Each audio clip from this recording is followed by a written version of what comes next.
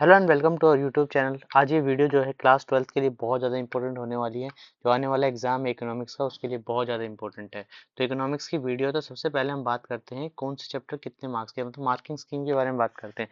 अगर मैं बात करूँ, पहली यूनिट जो आएगी वो 10 मार्क्स की आने वाली है। सेकेंड यूनिट जो है वो 6 मार्क्स की आने वाली है। उसके बाद थर्ड यूनिट जो है वो 12 मार्क्स की आने वाली है।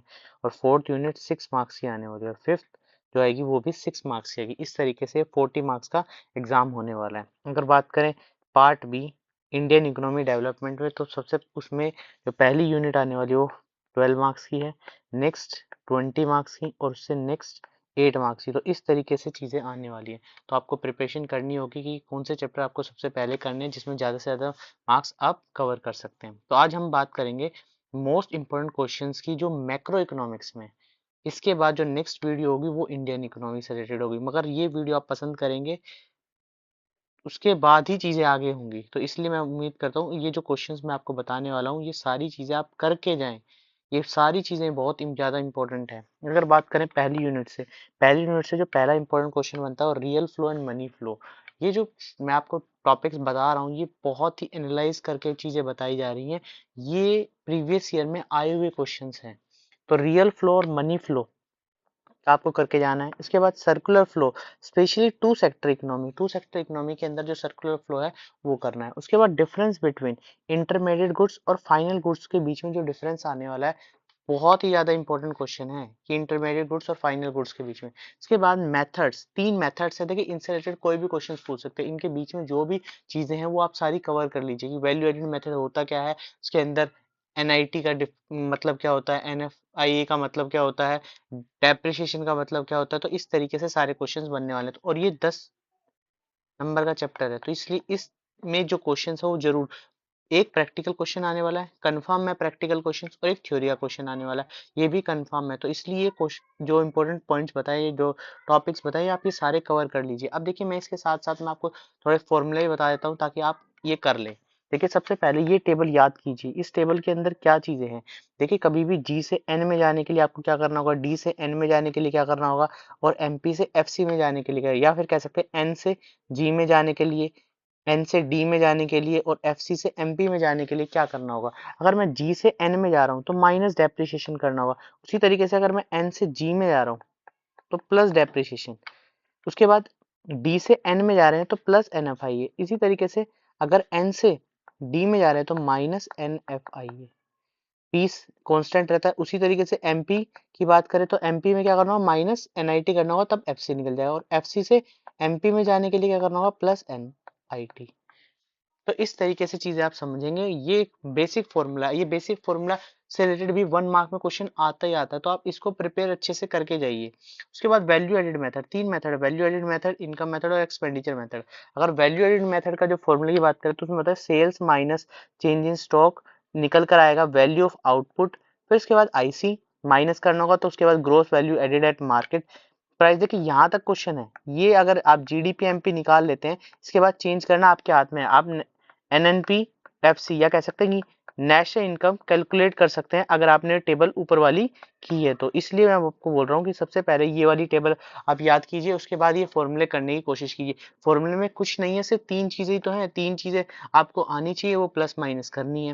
उसके बाद बात करते हैं इनकम मेथड में भी देखिए 3 चीजें ही हैं, मगर ये 3 चीजों में काफी सारे पार्ट्स हैं। जैसे सैलरी से रिलेटेड हो गया, सैलरी से रिलेटेड इसमें आ सकता है, इसमें प्रॉफिट से रिलेटेड बात की जा सकती है। तो कुछ इसके सब पॉइंट्स है वो भी आप पढ़ के जाइए कि सब पॉइंट्स में क्या क्या चीजें आ रही हैं। मिक्स्ड इनकम जो सेल्फ जनरेटेड इनकम होती है वो इनकम होती है। मगर ध्यान रखना, इनको तीनों को प्लस करने के बाद अब एनडीपीएफसी आएगा, जीडीपी नहीं आएगा, एनडीपीएफसी आएगा। एनडीपीएफसी से नेशनल इनकम में कैसे जाएगा, मतलब डी से एन में ही चेंज करना है, डी से एन में ही चेंज करना है। तो क्या करना होगा, plus N F I A plus करना होगा। तो इस तरीके से उसके बाद बात करते हैं एक्सपेंडिचर। तो इसमें क्या चीज है, प्राइवेट प्लस गवर्नमेंट जो कंजप्शन करते हैं एक्सपेंडिचर का, वो सब प्लस करने। ग्रॉस फिक्स कैपिटल और साथ में चेंज इन स्टॉक और नेट एक्सपोर्ट, ये 5 चीजें हैं ये जो एक्सपेंडिचर मेथड में बनने वाली है। अगर ये पांचों चीजें आप प्लस माइनस करते हैं तो आपका जीडीपी एमपी निकल जाएगा। अब से कोई भी चीज पूछी गई है तो आप सबसे पहले वाली टेबल को देखिए और उसके अंदर से आप कैलकुलेट कर दीजिए। तो ये 3 फॉर्मूले हैं। और देखिए 101% श्योरिटी है कि एक प्रैक्टिकल क्वेश्चन आने ही वाला है। तो ये ध्यान रखिए। अब देखिए ये क्वेश्चंस तो हो गए। अब देखिए जो प्रीवियस ईयर क्वेश्चंस आए जो आपको करके जाने हैं। देखिए सबसे पहले सर्कुलर फ्लो बहुत इंपॉर्टेंट है, तो इसलिए सर्कुलर फ्लो। आगे बोला है real gross domestic product, GDP के बारे में बोला है, क्या इंडिकेटर है? तो ये क्वेश्चन भी आपको करके जाने। अगर इनके सॉल्यूशंस आपके पास नहीं अवेलेबल तो कमेंट बॉक्स में लिख दीजिए, मैं इनके सॉल्यूशंस भी आपको प्रोवाइड करा दूंगा। उसके बाद देखिए नेशनल इनकम के बारे में कि नेशनल इनकम क्या ग्रेटर होती है डोमेस्टिक, तो ये जनरल क्वेश्चन है कि भाई डोमेस्टिक इनकम क्या होती है, नेशनल इनकम क्या होती है। अगर आप तीनों फॉर्मूले पढ़ेंगे तो उसमें ये चीजें आपके साथ आ जाएंगी। उसके बाद बात करते हैं distributed value addition and final value of output क्या कहता है, इनके बीच में डिफरेंस क्या कह सकते हैं। एक जैसे मैंने एक डिफरेंस मैंने भी बताया क्या है, इंटरमीडिएट गुड्स और फाइनल गुड्स। तो इस तरीके से चीजें आने वाली हैं। अब देखिए नेक्स्ट यूनिट बात करते हैं मनी एंड बैंकिंग। देखिए इसमें से सिर्फ 4 ये क्वेश्चंस बनते हैं। Functions of money, money supply, function of commercial bank और क्रेडिट क्रिएशन। कमर्शियल बैंक में फंक्शन के साथ भी कुछ कुछ चीजें क्या होती हैं, कुछ इंपॉर्टेंट पॉइंट्स होते हैं। जैसे कि बात करें बैंकर्स बैंक है, इशू ऑफ करेंसी है, तो ये सारे इंपॉर्टेंट टॉपिक्स हैं जो आपको समझने होंगे। उसके बाद lender to the last resort, ये सारे के सारे जो मैंने आपको 3 बताए ये आपके बार बार रिपीट किए हुए फंक्शंस है। अगर आपसे सारे फंक्शंस नहीं याद होते तो आप ये 3 मोस्ट इंपोर्टेंट फंक्शंस है इनको याद करके जाइए। जैसे देखिए प्रीवियस ईयर भी आया हुआ क्वेश्चन है एक, governments bank, function of central bank, ठीक है, कमर्शियल बैंक भी और सेंट्रल बैंक भी, मेन सेंट्रल बैंक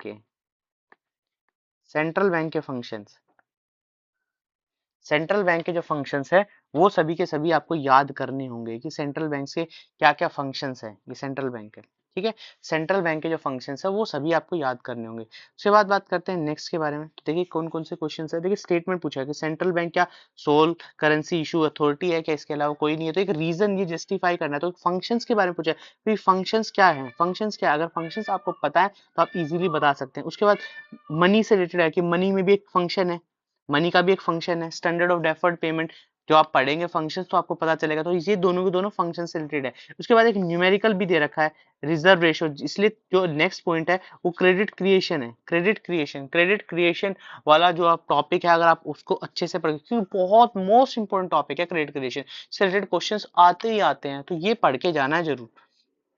अब देखिए नेक्स्ट के बारे में, नेक्स्ट यूनिट के बारे में। नेक्स्ट यूनिट में क्या क्या है, नेक्स्ट यूनिट में सबसे पहले क्या है, एमपी, एमसी, एमपीसी, एपीएस और एपीसी, ये चारों टॉपिक्स हैं। इससे रिलेटेड ज्यादातर जो क्वेश्चंस आते हैं प्रैक्टिकल क्वेश्चंस आते हैं, प्रैक्टिकल क्वेश्चन जरूर आते हैं, ठीक है। एक मोस्ट इंपोर्टेंट है इन्वेस्टमेंट मल्टीप्लायर, इन्वेस्टमेंट मल्टीप्लायर क्या होता है ये सब पढ़ के जाना है। इसके बाद नेक्स्ट है फुल एम्प्लॉयमेंट एम्प्लॉयर कौन सा होता है और अंडर एम्प्लॉयमेंट कौन सा होता है। देखिए ये सबसे ज्यादा महंगा कह सकते हैं कि 12 मार्क्स का चैप्टर आने वाला है, तो 12 मार्क्स लेने हैं तो इसमें सबसे ज्यादा क्वेश्चंस होंगे, ये ध्यान रखना। इसके बाद इनवॉलंटरी अनएम्प्लॉयमेंट क्या होता है, वॉलंटरी अनएम्प्लॉयमेंट क्या होता है, और फिस्कल पॉलिसी और मॉनेटरी पॉलिसी, और किस तरीके से ये एक्सेस डिमांड को सही करते हैं, ये सब चीजें एग्जाम में पूछी जाती हैं। तो ये टॉपिक्स आपको पढ़ के जाने हैं, ये ध्यान रखना।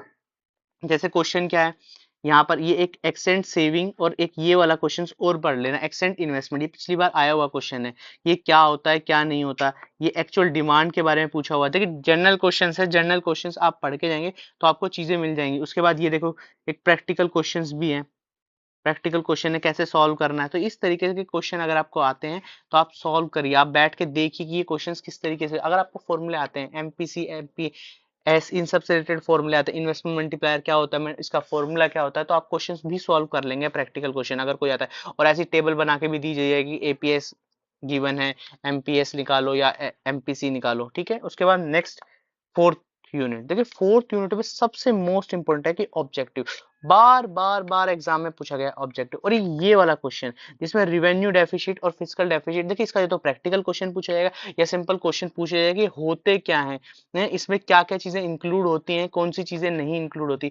एक क्वेश्चन मैं अभी इसमें ऐड कर सकता हूँ कि भाई कोई एक क्वेश्चन ऐसा पूछ सकता है कि जैसे कि ये कौन सी रिवेन्यू रिसिप्ट है या फिर कैपिटल रिसिप्ट है या फिर ये रिवेन्यू एक्सपेंडिचर, तो उसके बारे में थोड़ा पढ़ लेना, ये कह सकता हूँ। मगर जो ये 3 टॉपिक्स हैं ये आपको तीनों के तीनों याद करने, क्योंकि ये बार बार क्वेश्चंस पूछे जाते हैं इन्हीं से। और सबसे ज्यादा तो ऑब्जेक्टिव, ऑब्जेक्टिव तो ये लगा लो कि अगर 10 एग्जाम लास्ट में हुए हैं तो उनसे 9 बार ये जरूर ऑब्जेक्टिव पूछा है कोई ना कोई सा, ठीक है। जैसे कि देखिए रिवेन्यू डेफिसिट और फिस्कल डेफिसिट के बीच में डिफरेंस, देखिए गवर्नमेंट बजट का जो फंक्शन है, फंक्शन कह सकते हैं, ऑब्जेक्टिव जो है ये पढ़ने हैं कि ये क्या क्या चीजें हैं गवर्नमेंट बजट के, ठीक है। ऑब्जेक्टिव देखिए ये दे रखा ऑब्जेक्टिव, ठीक है, कि ऑब्जेक्टिव कौन सा, तो ये बहुत इंपॉर्टेंट है, बहुत ज्यादा। डायरेक्ट और इनडायरेक्ट के बीच में डिफरेंस भी आ रखा है विद सुटेबल एग्जांपल के साथ।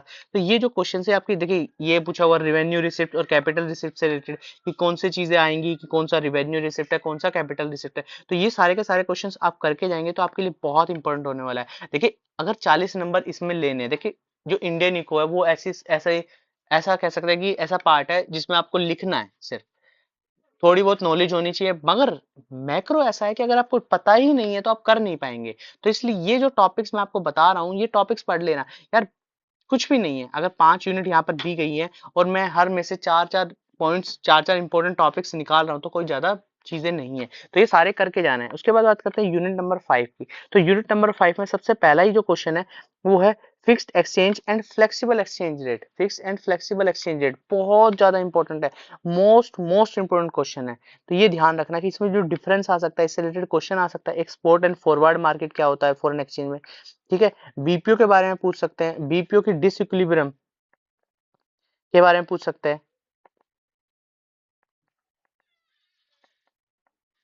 कि डिसइक्विलिब्रियम क्यों होता है, या कह सकते हैं डेफिसिट बीओपी क्यों होता है, और उसको करेक्ट करने के क्या मेजर्स हो सकते हैं। तो ये 4 टॉपिक्स हैं, आपको ये पढ़ने ही पढ़ने हैं। जैसे इसमें क्वेश्चंस क्या क्या पूछे गए हैं, जैसे फिक्स एंड फ्लेक्सिबल के बारे में पूछे, सरप्लस बजट होता क्या है, उसमें क्या एक्सेस होता है, फॉरेन एक्सचेंज रेट और सप्लाई ऑफ फॉरेन एक्सचेंज क्या होता है। तो ये सारे के सारे जो टॉपिक्स हैं मोस्ट इंपोर्टेंट टॉपिक्स हैं, इसमें से ही सारी चीजें आएंगी। तो ध्यान रखना कि आपको अगर ये चीजें पता है तो आप इजीली कर सकते हैं, ये चीजें आपको मुश्किल नहीं पहुंचाएंगी। तो मैं उम्मीद करता हूँ आप ये सारे टॉपिक्स करके जाएंगे। और ये जो क्वेश्चंस हैं ये सभी प्रीवियस ईयर है, इनकी प्रैक्टिस कीजिए, ये क्वेश्चन सॉल्व करके देखिए कि आप लिख सकते हैं या नहीं लिख सकते इनके बारे में। ठीक है, उम्मीद करता हूँ आपको चीजें समझ आ रही होंगी।